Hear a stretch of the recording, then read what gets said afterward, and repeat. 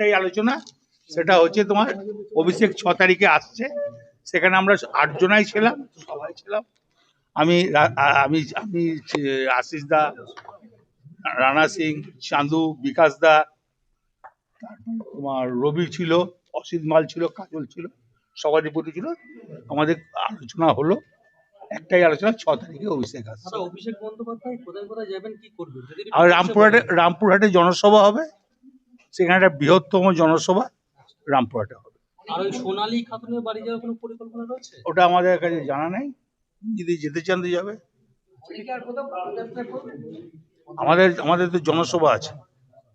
রামপুরহাটে? হ্যাঁ, রামপুরহাটে। 4 তারিখের পরিবর্তে কি 6 তারিখ হয়েছে? হ্যাঁ, একটা টাইম। কত লোক করবেন আপনারা? সেটা তো আমাদের নিজেদের ভেতরে বসে আলোচনা করে আমরা ঠিক করবো। আমাদের 31 তারিখে জেলা মিটিং আছে। 31 তারিখে জেলাকে নিয়ে যে বসার একটা ব্যাপার রয়েছে, সেটা কি বোলপুরে বসার?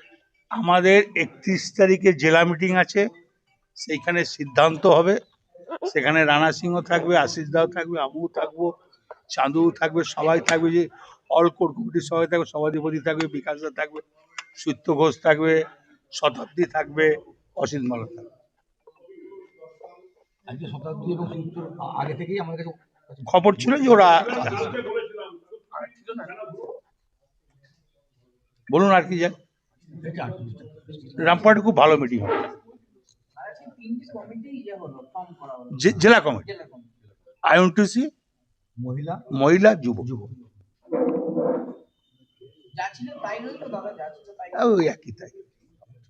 একদিনের সফর নাকি জনসভা, যে তো একদিনের সফর হবে না, কদিন সফর।